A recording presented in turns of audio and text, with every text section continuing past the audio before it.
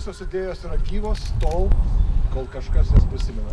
Tarp kitko, šiandien yra lygiai 100 metų, kada lietuviai, ne tik lietuviai, skirtingų tautybių žmonės susirinko pinigus ir nupirko štai šį plotą, šią vietą tautos namams statyti. Lygiai prieš 100 metų.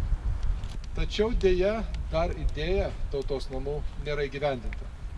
Todėl būdami čia kasmet mes kaip ir prisiekėme, turime daryti viską, kad apie tai, ką kalbėjo ir svajojo daktaras Jonas Basanavičius, taptų realybė.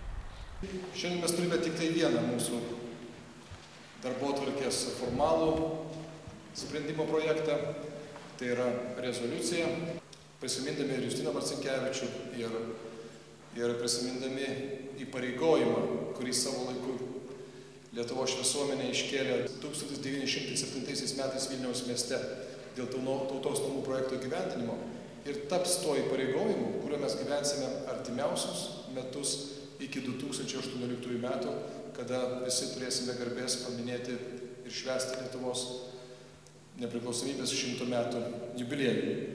Tautos namų projektas bus simbolinė jungtis dviejų Lietuvų ir kartu tos pačios Lietuvos, vasario 16-osios Lietuvos ir kovo 11-osios Lietuvos.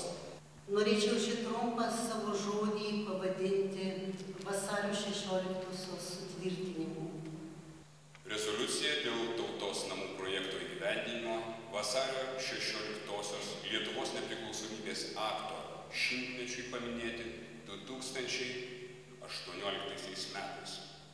Vilniaus miesto savivaldybės taryba, vadovaudamasi Lietuvos Respublikos vietos savivaldos įstatymo 6 straipsnio 13 punktu, atsižvelgdama į tai, kad kultūros, mokslo, politikos ir visuomenės veikėjai, visuomeninė organizacija Tautos rūmų santara, Vilniaus miesto savivaldybei ir aukščiausiams valstybės institucijoms yra pateikę siūlymą įprasminti vasario 16-osios nepriklausomybės akto 100 metinių sukaktį įgyvendinant tautos namų projektą, Lietuvos Respublikos ministro pirmininko tarnybos 2011 metų birželio 2 dieną vykusiame pasitarime dėl tautos namų projekto įgyvendinimo priimtas nutarimas siekti iki 2018 metų įgyvendinti tautos namų projektą nepaisant sudėtingos valstybės ekonominės būklės. Kurti ir modernizuoti kultūros ir meno traukos centrus, įgyvendinti Jono Basanavičiaus idėją, įkuriant ant Tauro kalno tautinės kultūros daugiafunkcinį centrą.